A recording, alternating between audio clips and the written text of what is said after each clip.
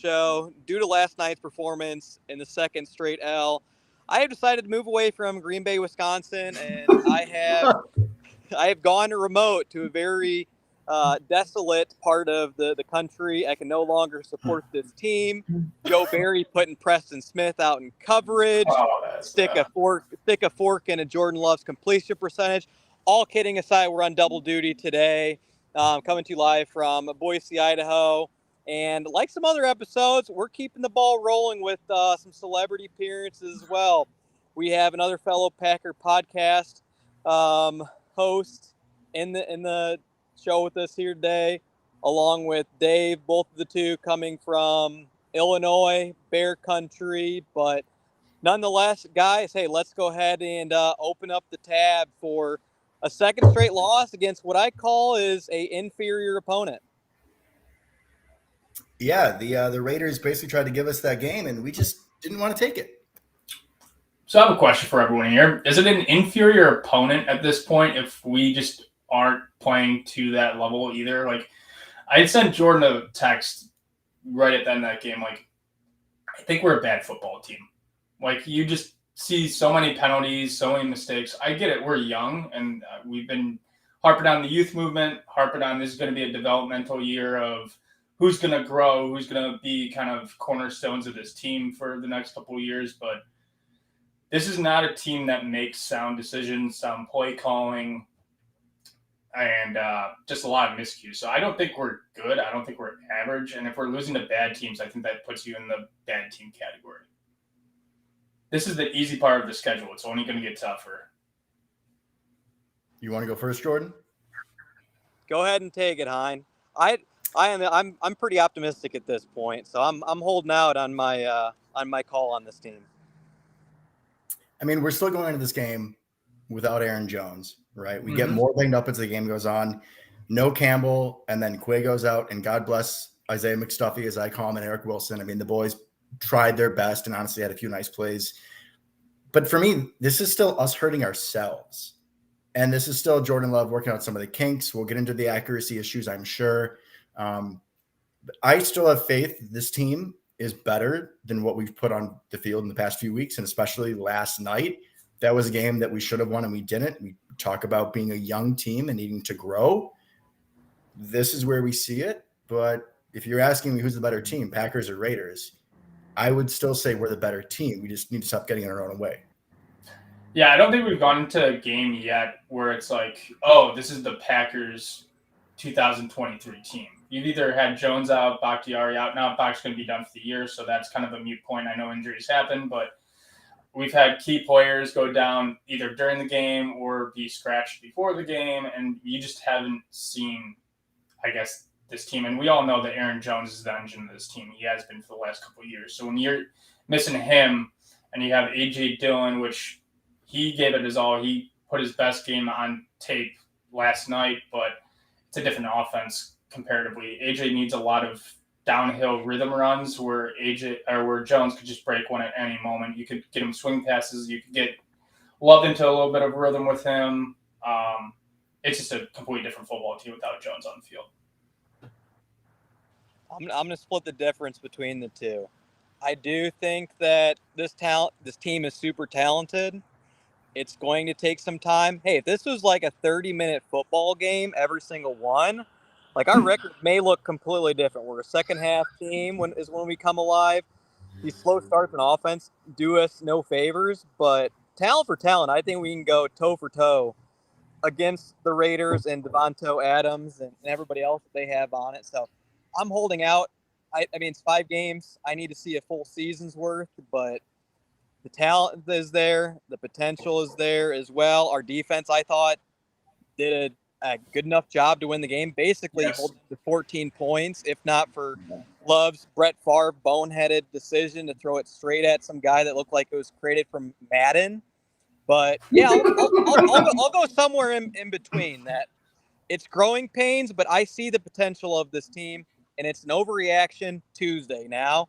And everybody's going to be coming after Jay Love's head, saying that now he had 3 interceptions. Like Rodgers, I don't know when the last time he threw 3 interceptions for a game, but That's a He standard never that was did. old. I have the stat on it. The only 3 Packer quarterbacks to throw 3 interceptions without a touchdown in a game are Jordan Love, Brett Hundley, and Brett Favre did it twice. And Brett Hundley did it against the Ravens. I was at that game in 2017, a 21-0 goose egg. But that's probably the best spot for us to start today here, guys, is Matt LaFleur's play calling, offense. I thought the script looked good starting out.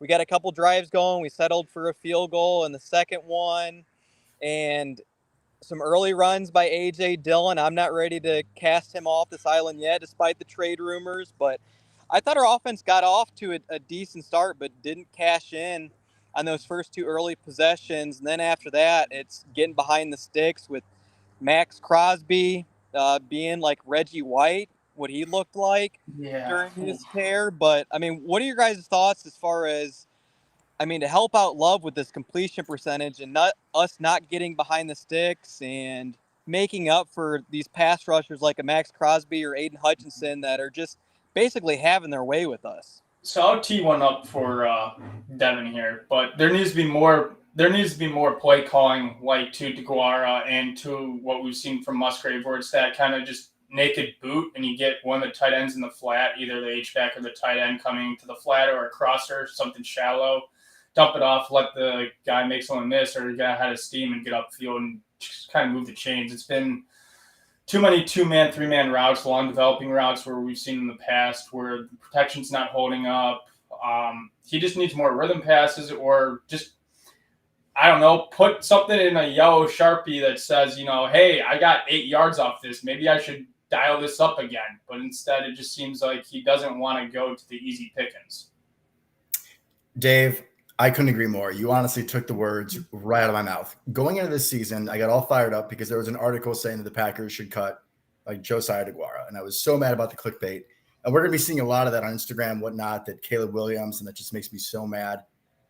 What does Jordan Love do well? I know we're still learning that, but I think that his mobility and overall pocket awareness is pretty good. Get him moving. And we've seen that if there's a lane, he's going to take it. So that play, the play you're talking about, John Gruden's famous like spider 2-eye banana on a rollout, you have everything going to that side of the play action, right? So you have linear reads, you have the fullback in the flat, you usually have the tight end going a little deeper, you have a wide receiver crossing, everything is easier. You are only making it one side of the field, so that does limit, but it makes it easier. And if no one's open, like we saw Jordan do last night, he takes off and runs it. Yeah. I think the play calling last night was better. I mean, the rushing wasn't amazing, right? Dillon, 20 for 76. But you know what I like about that? 20. Yes. Yeah. If we just abandon the run, you lose the play action, which I know is dependent upon the run, right? Because teams aren't going to bite. But, I mean, that is a key opportunity for this offense is the play action for easy completions. And then the play action itself is also going to slow down some of the run defense because then you have to respect that. There's some give and take there. Play calling as a whole, I mean, I don't love the deeper routes like you're saying. At one point, we had 2 tight ends and a running back trying to block Max Crosby. You didn't watch. It didn't go well. So shorter routes, easier completions, play action is what we need to be doing. And I think that Love has a little bit, this is going to be a hot take, but like we talk about running backs getting into a rhythm, right? Mm-hmm.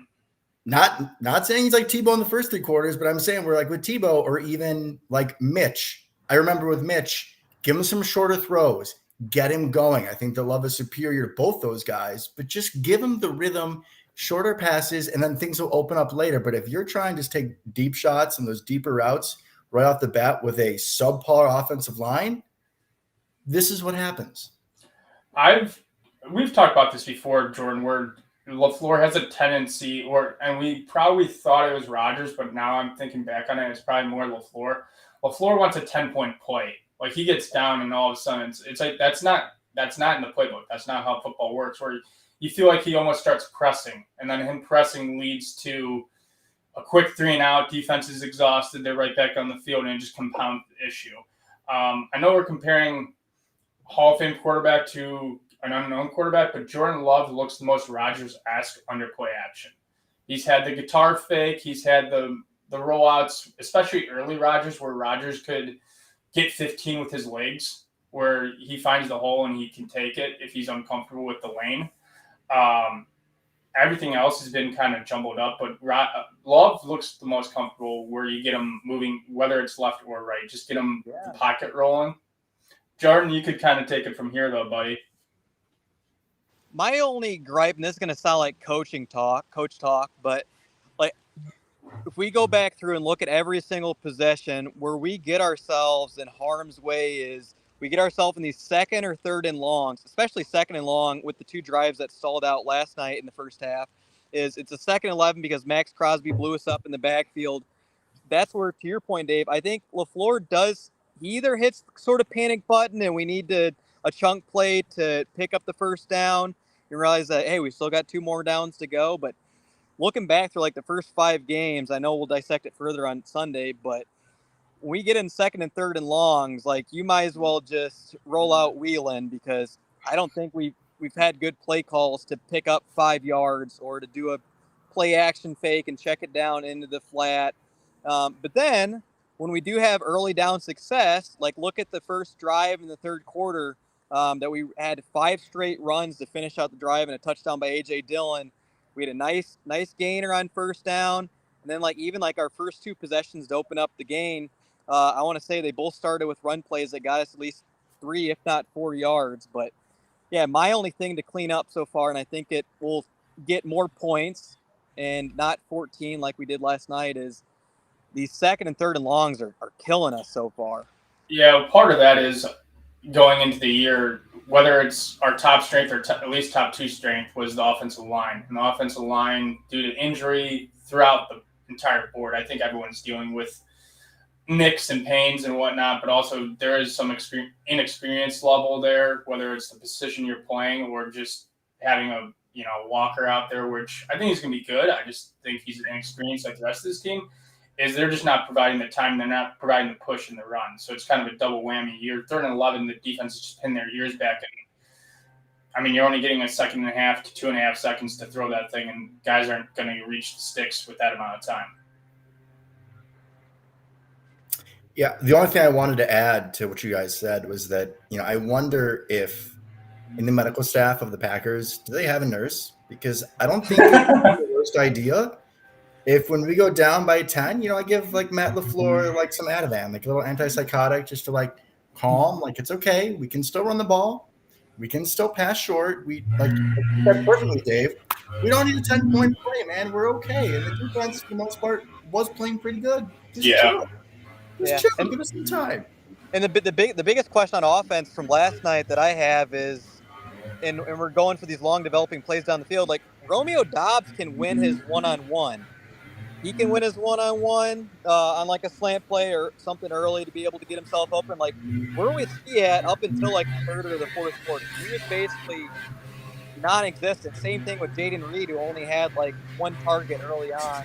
Watson was too. He was MIA until a 77-yarder. I think there must have been something on tape or something they saw, because the wide receivers up until the second half were just non-existent. Maybe it was just dialed up to attack the tight ends and use the running game, and then that they finally made that a halftime adjustment later. I guess we got to use our wide receivers this game. I don't know. There's been some head scratchers, much like the Preston Smith coverage that you mentioned. That's always great. 3rd down, let's put Preston on Devontae. It's Justin Jefferson all over again. But yeah, you can't. Jordan's gone. We're going to carry this now. Yes, sir. Defense held up. But the Raiders still had their best rushing game of the year against us. So I don't know if you want to flip it to the defensive side. There's a lot of good to talk about. There's some iffy stuff to talk about as well. Yeah, the only thing I just wanted to say, it just felt like wherever our pass is going, Watson, 7 targets, 3 catches, Musgrave, 7 and 6. And you have a whole bunch of guys with 1. Why? I guess we did throw Romeo 4 times, only 1 catch, but why Romeo Doubs has 1 catch? Why Jaden Reed has 1 catch is just beyond me. And both those guys, like, again, get them to him short, let him go make a play. We've seen, especially Reed, at least on our show, we make the Antonio Brown comparison. Hopefully no CTE in his future, but like, get the ball in that man's hands. Yeah. Even if it's a 50-50 ball, he's going to go get it. 2 targets for Reed is just unforgivable in my book. There's a lot of concepts that I just wish they would just dial up that they're not dialing up. That just seem, I mean, I'm not a coach or anything like that, but you just do a rub route, do double crossers, do a drag route. Like, okay, 3-yard drag route, get it to Reed's hands, maybe breaks one for 7 to 11 or something like that. But that's still like you're getting their ball into your dynamic young playmaker who we've been harping for the Packers to get speed for years. You finally got speed across the board. Like, use it. Let someone miss it, make a miss, or just, get a good angle and carve it up. You don't need necessarily to throw it 15 yards to get 16 yards. You could throw it 4 to get 12. I think I have a potential resolution too. If not, either have a resolution or that there's just a glaring concern at the offensive line. Like, Matt LaFleur comes from the Shanahan tree. Look back at the 49ers offense these past 2 games. I think we saw the Super Bowl champs on Sunday night against the Cowboys and the 49ers and just the throttling they did the Cowboys. Why can't we not replicate that offense and do what Brock Purdy is doing? I think Jay Love's more talented than him. And we have maybe not as good of a weapon as CMC or Debo or Ayuk or Kittle, but I think we got the speed to do some things that are similar to them. And Brock Purdy gets rid of that ball within like 3 seconds. He's always going through his reads quickly, right on time, and it's not like that they're always pressing to go down the field. Like, before, you have it shown for you. The recipe is there. The sort of path to success. Take it. The more I watch Purdy, Love has more raw talent, but you could tell Purdy gets it. Purdy understands that he's taking the NBA style to the NFL, where it's like, I'm the point guard. I'm just going to dish it to my guy as quickly as possible and let him do all the work.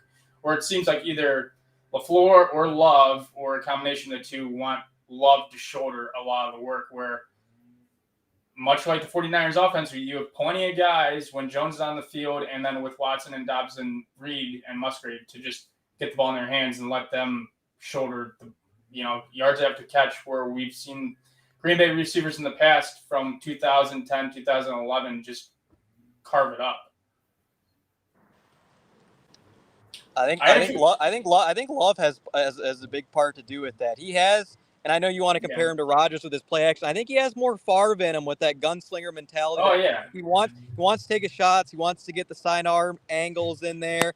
His tongue was out for over half the game. I think he needs a sponsorship with Carmex, by the way. But I know that he's like, hey, I'm just going to keep throwing that thing. He doesn't get phased, which is a lot like Favre, and he's maybe not as protective. But yeah, White Love, just be a point guard like Brock Purdy. It's not, not too much. There was definitely some Favre flashback where I had no idea if we were going to catch it or the other team was going to catch it at a certain point in that game. Where, back in the old telecast days, Favre would throw it so far that the TV cameras couldn't catch up with it, and you're like, oh, who's going to come down with it? There's definitely a moment in time where I was like, oh, this is like, the 90s when I was a little kid watching football. Who's going to catch the ball? Dave. Didn't even see number 41 on that play across the middle. Didn't see him at all. Hein, you got anything to say on the J Love Favre comparison before switching over to defensive side of the ball and letting me not freeze my buns off?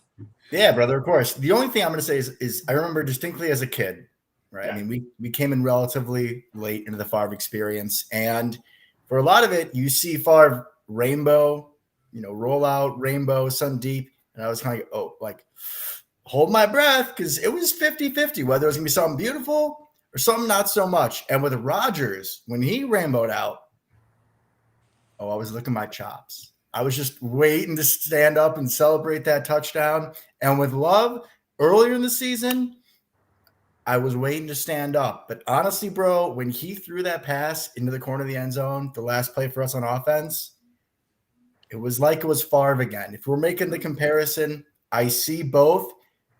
But you're not seeing Aaron Rodgers throw into not one guy that could easily pick that pass, but 2 guys. The Spillane one where he threw it right to him, I'm pretty sure there was somebody else right behind. Right.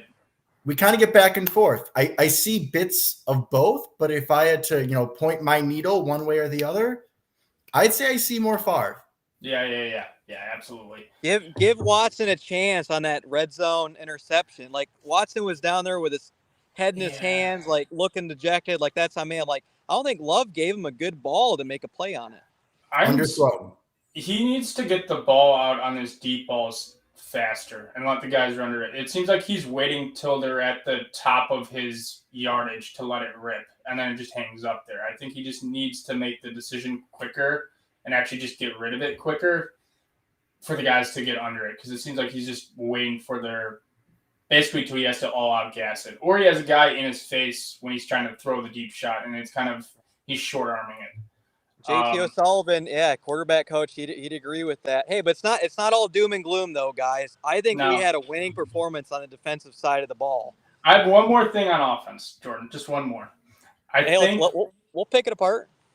I am starting to realize that in terms of the dynamic of our wide receiver crew, I think we're still missing a true number one. And you guys can argue this to death. It's a little controversial. I think Watson, in terms of he's kind of has a little gadget to his game where he's the deep shot guy, or he's just a short guy and let him do the end arounds, or let him he's more of an explosive read, if you will. But he could play outside because his length and his stride and all that stuff. But if you get, let's just hypothetically, you get Marvin Harrison Jr., right? I think that just shifts everything, because Dobbs is a possession receiver.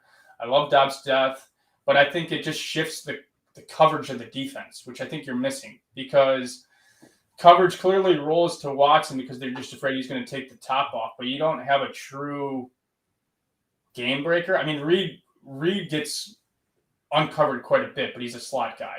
If he was a little taller and you can move him to the outside, I think he'd be more dangerous. But I think we're still kind of searching for our number one.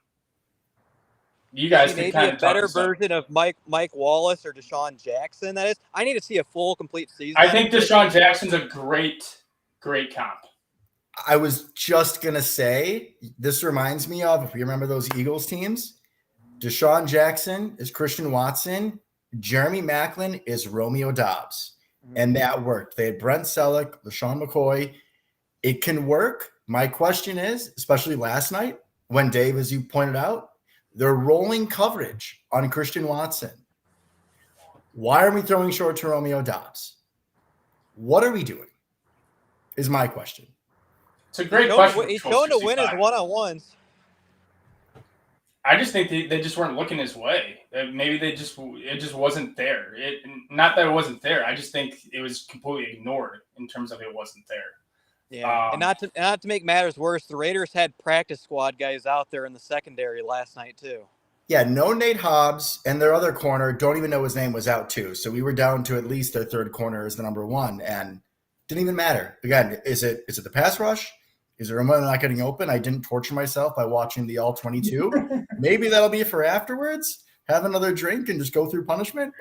I don't know, boys. I don't know. Who's your first cheers or game ball going to on the defensive side? I know there's a few that come to mind for me, but Preston had a great game. Last half full. Who's your first game ball going to? Top of my head, at least.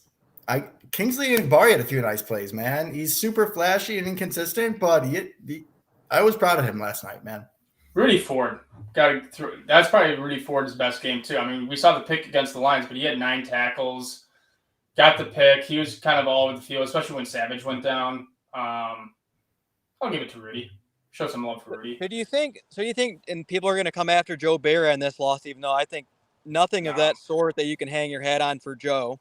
But that's just how us Packer fans are. We need to point some blame somewhere. But it's like I think Joe Barry spent so much time this week focusing on run defense, and you saw it work because we played our safeties up more towards the line of scrimmage.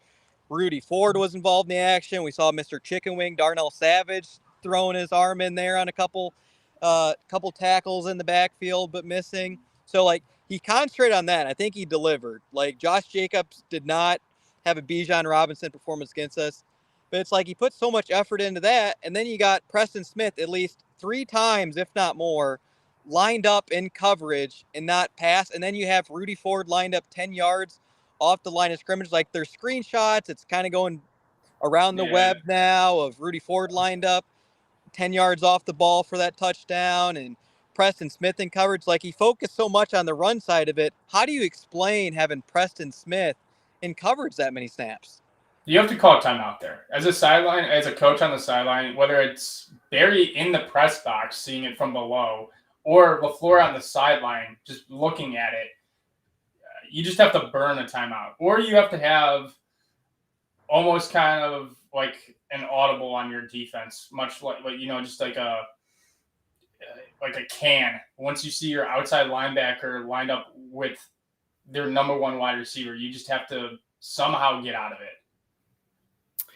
Just in general, these outside linebackers that we have, the idea of them dropping back into coverage just is not a good one. I mean, we see it mostly in Preston, but I think there was one of the touchdown plays. It seemed like Van Ness was supposed to drop back.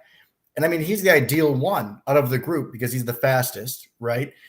But even then, I don't love that in the slightest. I don't know what you have to do for your zone blitzes, because if you're sending, heat off the outside, then you'd usually have someone drop back, but it's not effective in the slightest. And we're not hiding it well enough where they can't see it pre-snap. I mean, that Devontae throw, easy peasy. You take that any day of the week.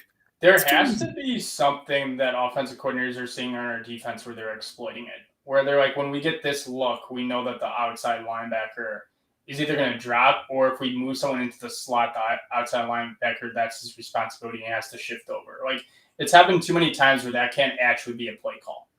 Thing is, Mike Pettin did the same exact thing. I remember back in 2019, Preston Smith lined up out wide on a wide receiver. But I will, to Joe Barry's credit, I thought we did really well against their gadget plays and trying to stretch us out wide. And the cornerbacks, I thought, had really good coverage that led to sacks. Like, I'd give it one of my game balls to Preston Smith.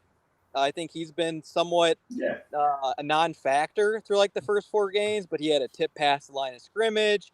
He was involved in the run game. He had 1 sack on the night. Like, I noticed him pop up on my screen a number of times. So I'll give it. I mean, he was asked to do a lot. He was asked to play in coverage, but when he was actually doing his main job, getting after the quarterback and closing up on the edge and stopping Josh Jacobs, I thought he did a fantastic job. If you hold a team to under 20 points, it gives yourself such a good opportunity to win. The problem is, You said 120 points, buddy. Oh, no, if you hold a team to under 20 points. Oh, my bad. I heard 120. My bad. 120, Jesus Christ. No, we're not that. The Dolphins might hit it this year, though. If you hold a team to under 20 points, you should – well, you at least give yourself a great opportunity to win. On the flip side, if you're scoring under 14 points, that's a recipe for disaster. I mean, but we're very balanced. We've scored 113 points, and we've allowed 113 points. So this is a very balanced team right now. Jordan, just to hit off something you said, I mean, we held Josh Jacobs, I think one of the best backs in our league. I think he led the league in rushing last year.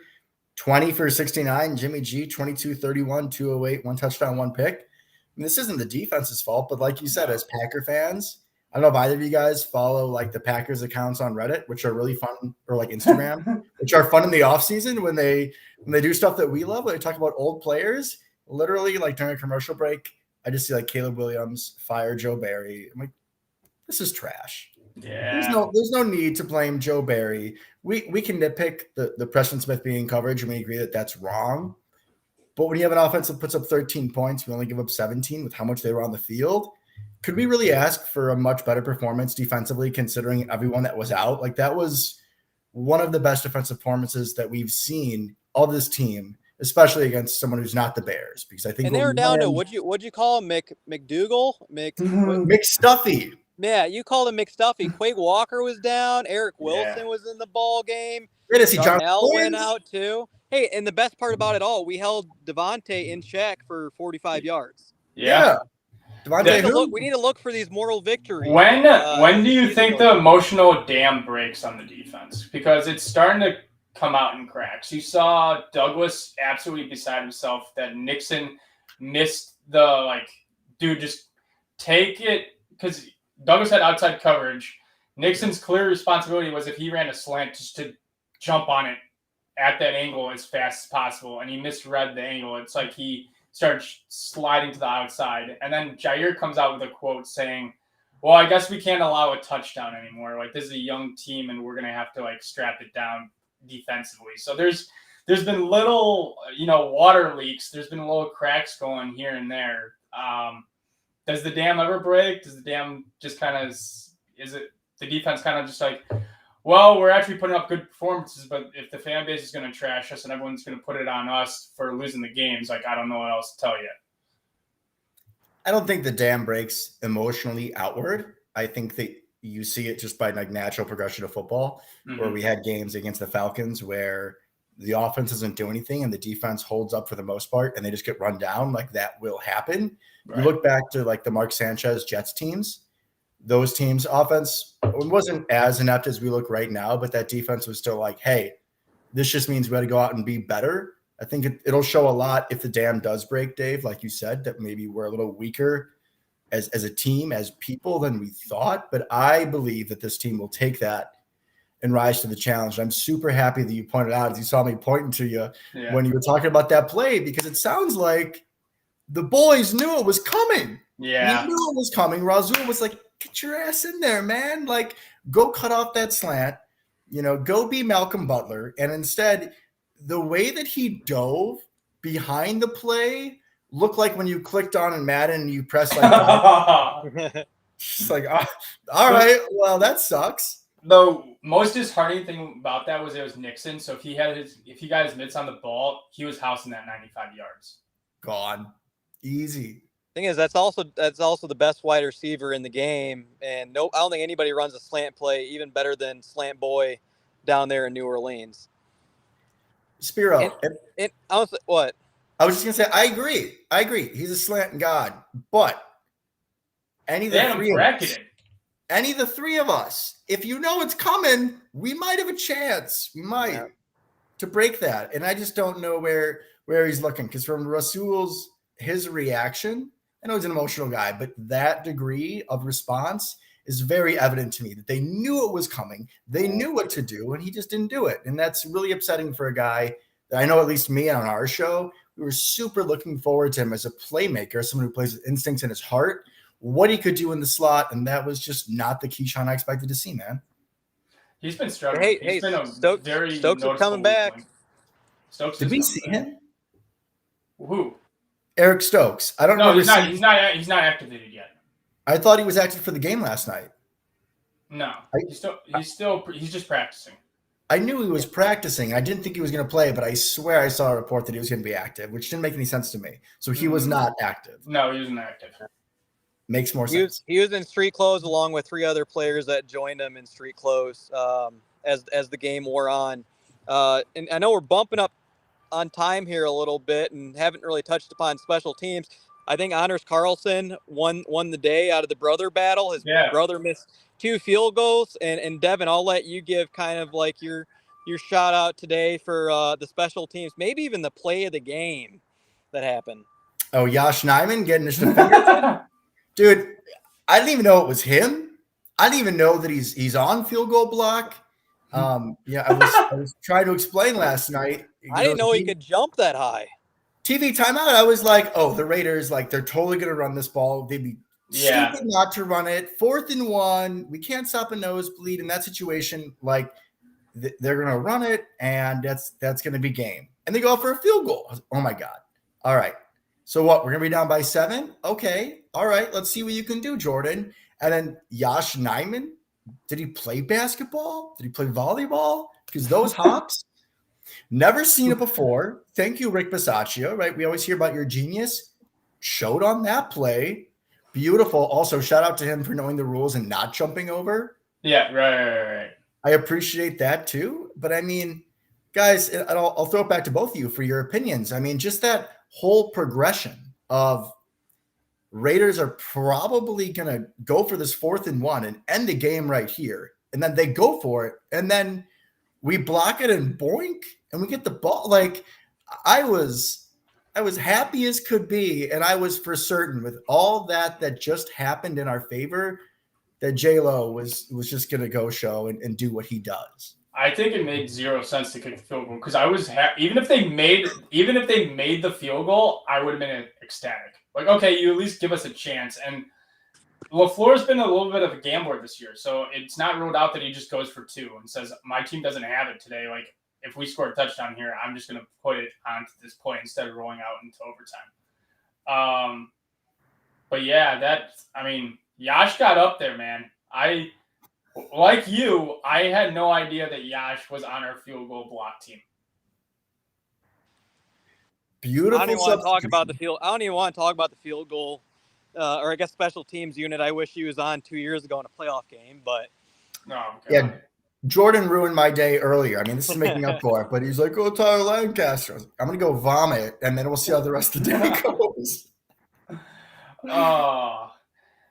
Me and Jordan were talking about this a little bit. Jair's been having kind of a down year. I mean, I was talking about that Rasul has probably been the better cornerback out of the 2 this year.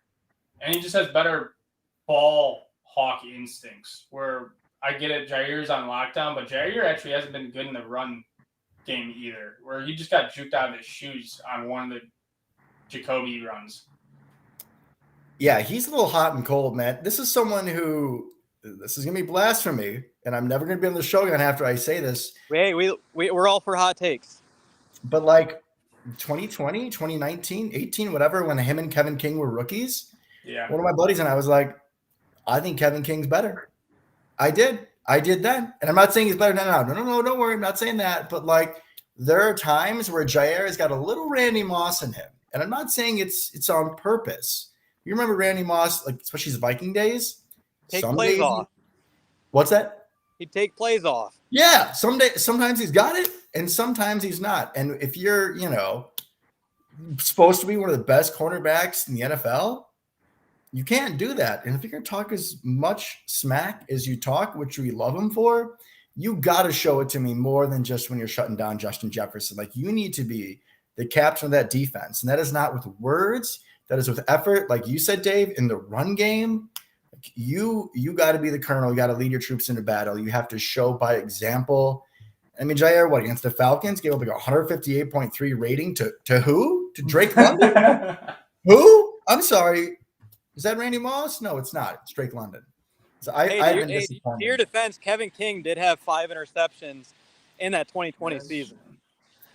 I'm just making the argument there's more excitement to Douglas's game where he brings the physicality. I love where he comes up and now Jair's made plays like this before where, you've seen Jair literally shove another fellow wide receiver into the ball handler to knock him down. But there's just a physicality that Douglas brings whether it's a quick screen or a run play to his side where he's knocking him down a yard or 2 behind the scrimmage and you see the kind of Charles Woodson little shoulder pad shake.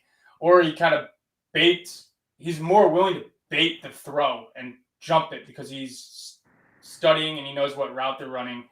Jair's playing kind of sticky coverage, but it doesn't always work out that way. Where me and Jordan were talking last week about how good Charles was, where Charles will give up a pass knowing that down the line he's going to throw that same pass and he's going to jump the route. Jair doesn't play those type of mind games that Douglas plays, I don't think. Yeah, Douglas sort of like plays them a little bit. I agree. Very Woodson-esque. I'll give this to you guys, and I hope you bring it on your show. We don't call him Rasul Douglas. His name is Rasul God. And that man, when I'm nervous, when I'm scared, I remember I was at work for the Browns game, bro. The Browns game where Baker threw like 4 picks, and we just kept on giving them opportunities. I was in the break room. And I texted my co-host, another of our friends, JP, Dave, you know him. I guess both of you know him. Jesus, brain fart. But I texted both of them, and I was like, there's only one man who can save us. And his name is Rasul God, because when you need a play, the man's just going to make it. Like you said, play instinctively, reading the quarterback's eyes. And Jair is just a different cat. And I'm hoping that he shuts us up next week or in 2 weeks after the bye. We have not seen this, top 5 in the NFL lockdown corner. And we've been playing who? Like DJ Moore? Okay, well, we shut him down pretty well. Who else? I don't know. I can't really go out off of that. Anyone else off of that, off my top of my head, that's like, this guy should get the better of Jair or whatever like that. Yeah, it's kind of a weird mix in between, right? We're a bend and break defense, but if you bend and don't break defense, you have to be optimistic. You have to get sacks, you have to get fumbles, you have to get interceptions. Not really doing that, and we're just kind of doing a whole lot of bending. Yeah, I'd much rather see see the 15-yard completion if it leads to like a couple of pass breakups or a couple of, maybe an interception here or there down the line. But it seems like it's just like, let's play 10 yards off and give up 15-yard receptions. Hey guys, I'm gonna jump. Hey, keep the party going if you want. No, we'll go out with you, bud. Sword celebration, regardless. Hey, on the bright side, we don't have to face Justin Jefferson coming up in a few weeks. That is true. All right, we'll bye week it on Sunday, right? Yeah, just figure out the time. I mean, hopefully morning would probably be better for me, but this has been a blast, boys. It's been way too long, and I had such a great time. You got me? You guys enjoy. Yeah. We'll enjoy the rest of the week, boys, and we'll pick up with a cocktail on Sunday.